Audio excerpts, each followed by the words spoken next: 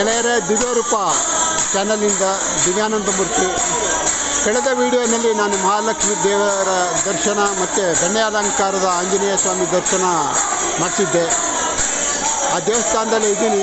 ಭಾಳ ಸಡಗರ ಸಂಭ್ರಮದಿಂದ ಈ ದಿನ ಇದೆ. ಎಲ್ಲ ಭಕ್ತರುಗಳು ದೇವರ ದರ್ಶನ ಮಾಡಿ ಪ್ರಸಾದ ಸ್ವೀಕರಿಸಿಕೊಂಡು ಇಲ್ಲಿ ನಡೀತಿರುವ ಭಜನೆಯ ಹಾಡುಗಳನ್ನು ಕೇಳ್ತಾ ಇದ್ದಾರೆ. ಭಾಳ ಸುಂದರವಾದ ದೃಶ್ಯ. ಈ ದಿನ 31/8/2024 ಬೆಣ್ಣೆ ಅಲಂಕಾರದ ವಿಶೇಷವಾದ ದಿನ ಆಂಜನೇಯ ಸ್ವಾಮಿಗೆ. ಇಲ್ಲೆಲ್ಲ ನೋಡಿ ಭಾಳ ಸಂಖ್ಯೆಯಲ್ಲಿ ಭಕ್ತರುಗಳು ಬಂದಿದ್ದಾರೆ. ಭಾಳ ಆನಂದವಾದ ವಾತಾವರಣ ಇದೆ.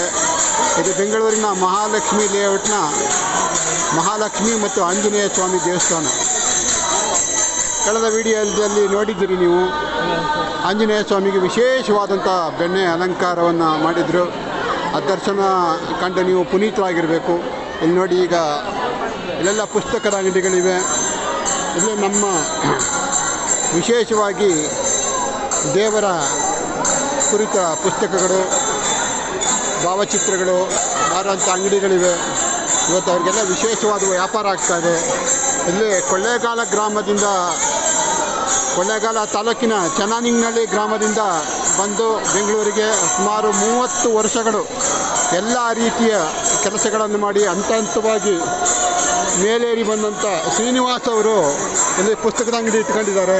ಅವ್ರನ್ನ ನಾವು ಒಂದು ಸಲ ಮಾತಾಡ್ಸೋಣ ಬನ್ನಿ. ಶ್ರೀನಿವಾಸ್ ಅವರೇ, ಚೆನ್ನಾಗಿದ್ದೀರಾ? ಇವತ್ತು ವಿಶೇಷ ಬೆಣ್ಣೆ ಅಲಂಕಾರ. ಏನು ವಿಶೇಷ ಸರ್ ಬೆಣ್ಣೆ ಅಲಂಕಾರ? ಪ್ರತಿ ವರ್ಷ 48 ವರ್ಷದಿಂದ ಬೆಣ್ಣೆ ಅಲಂಕಾರ ಮಾಡ್ತಾ ಇದ್ದಾರೆ.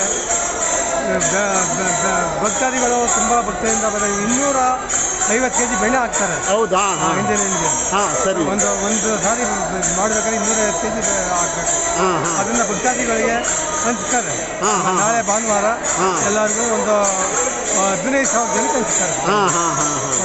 ಇವತ್ತು ಬೆಳಗ್ಗೆಯಿಂದ ಭಾಳ ಜನ ಬಂದು ದರ್ಶನ ಮಾಡ್ಕೊಂಡು ಹೋಗ್ತಾ ಇದ್ದಾರೆ. ತುಂಬ ಜನ ಬಂದಿದ್ದಾರೆ. ನೀವು ಎಷ್ಟು ವರ್ಷದಿಂದ ವ್ಯಾಪಾರ ಮಾಡ್ತೀರಿ ಸರ್? 27 ವರ್ಷದಿಂದ ಇದ್ದೀನಿ. ಕೊಳ್ಳೇಗಾಲದ ಚನ್ನನಿಂಗಳ್ಳಿ ಗ್ರಾಮದವರು ಅಂತ ನಿಮ್ಮ ಬಗ್ಗೆ ತಿಳ್ಕೊಂಡಿದ್ದೀವಿ. 27 ವರ್ಷಗಳಿಂದ ಹಂತವಾಗಿ ಬಂದು ನಿಮ್ಮ ಎಲ್ಲ ಗಮನಿಸ್ತೇ. ನೀವು ಭಾಳ ಜನಪ್ರಿಯರಾಗಿದ್ದೀರಿ. ಭಾಳ ಪ್ರೀತಿಯಿಂದ ವ್ಯಾಪಾರ ಮಾಡ್ತೀರಿ. ಜನರ ಮನ್ನಣೆ ಗಳಿಸಿದ್ದೀರಿ.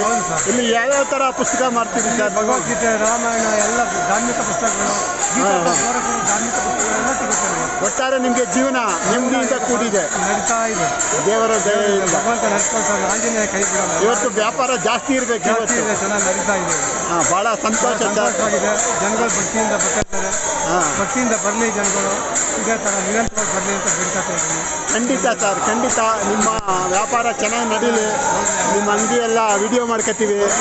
ನಿಮ್ಮ ವ್ಯಾಪಾರ ಮತ್ತು ನಿಮ್ಮ ಜೀವನ ಆಂಜನೇಯ ಸ್ವಾಮಿ ಮತ್ತು ಮಹಾಲಕ್ಷ್ಮಿ ದಯೆಯಿಂದ ಚೆನ್ನಾಗಾಗಲಿ ಅಂತ ಶುಭ ಹಾರೈಸ್ತಾ ಇದ್ದೀವಿ ಸರ್.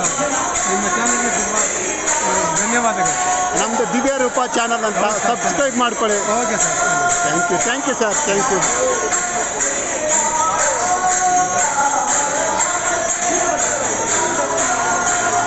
ಇಲ್ಲೆಲ್ಲ ಪ್ರಸಾದ ವಿನಿಯೋಗ ನಡೀತಾ ಇದೆ. ನಿರಂತರವಾಗಿ ಜನ ಬರ್ತಾ ಇದ್ದಾರೆ.